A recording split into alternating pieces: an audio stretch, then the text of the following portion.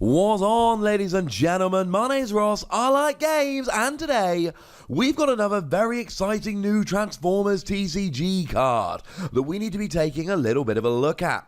Now, it was revealed on the official Facebook page, as many cards are. I love that they do these articles. I very much hope that they keep doing so. And like so many cards that we've seen lately, it is an action version of an existing skill. What am I talking about? I'm talking about Heroic Team Up, and it is for Autobots. Not just for Autobots. I'm joking. It's definitely just for Autobots. Now, the first thing to notice here, it has both an orange and a blue icon. And there are not very many cards that have both an orange and a blue icon. We've basically got Rollout, and then we've got Matrix of Leadership, which is quite nice. That's about it, ladies and gentlemen. We don't have many orange and blue cards. Now, we did have a couple in Wave 2, of course. We had Recon System, which is all well and good, but that was a star card. And that's the second thing we need to notice here, ladies and gentlemen. This is also a star card. And I've talked about this with the double blue and double orange icons. Orange and blue is way too powerful a pip combination. If you could play an entire deck of orange and blue cards, then you would essentially be playing a completely orange deck and a completely blue deck. It would be nuts. So clearly they've got to make them star cards. And they gave us a couple in Wave 1 that weren't, and that's cute and lovely. But do not expect any orange and blue pip combination cards that aren't stars. You will be extremely disappointed, ladies and gentlemen. Extremely disappointed. So it's got a great pip combination, helps you in attacking or defending, and it is a star card, which means it takes one of your 25 stars that you can allot to characters and star cards and all of that to play the game. So, good pip combination, very risky. What does it do? Tap one of your untapped Autobots, add its attack to one of your untapped Autobots until end of turn. Like I said, it's just for Autobots. You got to tap an Autobot, and then you get to add attack to another Autobot. And at this stage, some of you are going to be thinking, hang on a second, Wossy. That sounds a little bit familiar, and it gosh darn well should. It's Thrust. It is literally Thrust's skill, but chucked in as an action card. Now, here's the thing. Thrust is good. Thrust is a very good card, and I've seen, we don't have any tournament results. We've got local tournaments, but there is no organised play, there's no big tournaments, there's no tournaments where people are travelling from, states and states to go along and compete. But I've still seen a whole bunch of deck lists playing Thrust. Now, Thrust basically says, when one of your other characters attacks, you may tap this, and if you do, the attacker gets extra attack until end of turn, equal to this character's attack.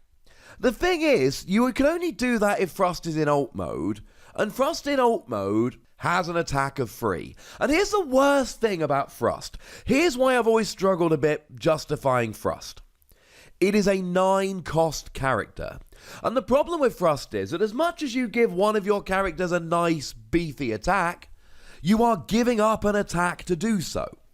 Because if you didn't tap Thrust, then at some point he'd be there to attack at the end of your turn. But you're tapping him so he's not. So you're giving up one attack to have a beefier attack. Which is fine, except it's a 9-star character. So you've only got 16 stars of characters to play with other than Thrust, and you're giving up an attack. So you would see 2 bot teams like Thrust and Optimus Prime Battlefield Legend. And yeah, don't get me wrong, Optimus Prime Battlefield Legend with Thrust is one heck of an attacker. And also, it gives you 1 attack. And then it's your opponent's turn and all your characters are tapped, so they get to attack with all of their characters. If they've got 3 or 4 characters, they get 3 or 4 attacks.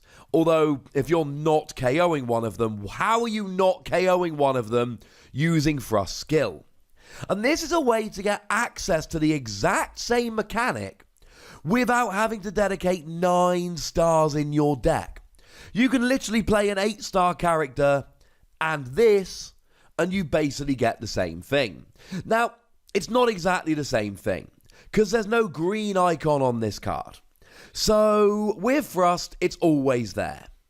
Now, your opponent can always try and face down Thrust, but then again, if you're that worried, you could always put something like a Stealthiness on, and then you could protect it in that way. Whereas here, because there's no green icon, if you just keep flipping this while attacking or defending, it never ends up in your hand. You never get to actually play it. And that's a little bit sad. Now, the exception to this is either Optimus Prime Battlefield Legend or Alpha Trion, because they get to use an action card that they flip.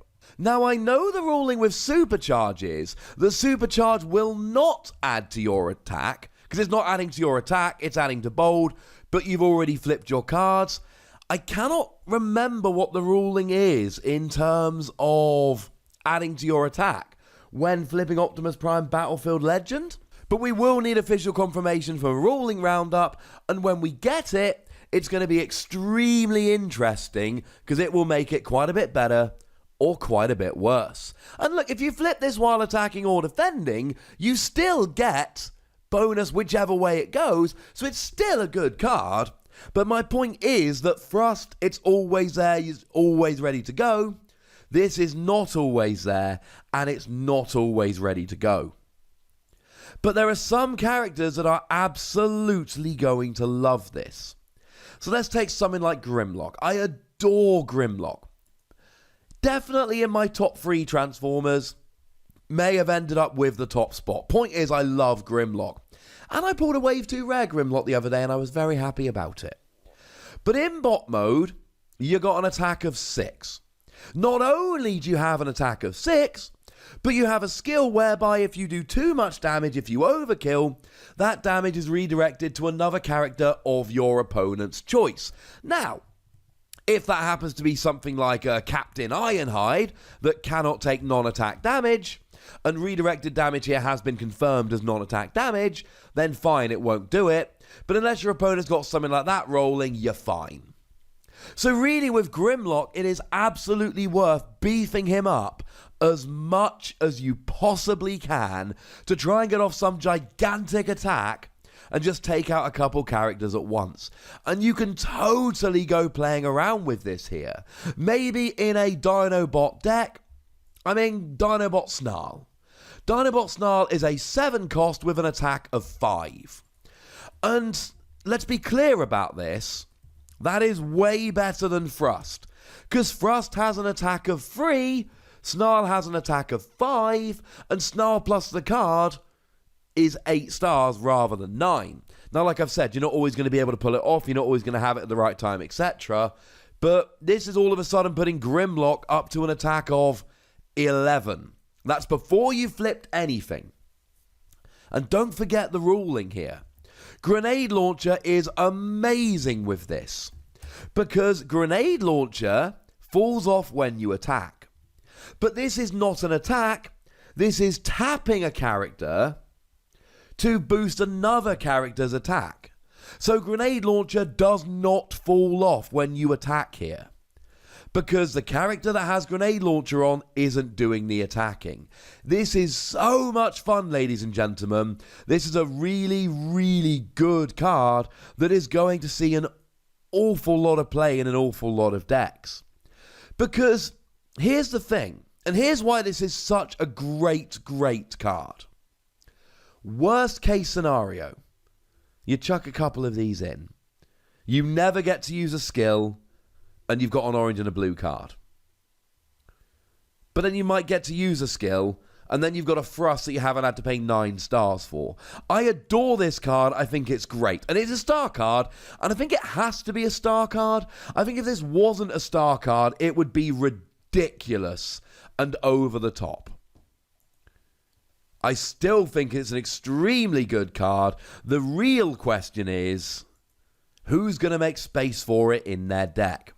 I want to know if you're going to make space. Let me know in the comment section. Go nuts, be nice. And then make sure you like this video, subscribe to this channel, follow me on Twitter at the Wossy. That's where we talk about games like Transformers and also a whole bunch of others. But by far the most important thing, as always, look after yourselves till next time. Thank you very much for watching. My name's Ross, and you've been watching Wossy Plays.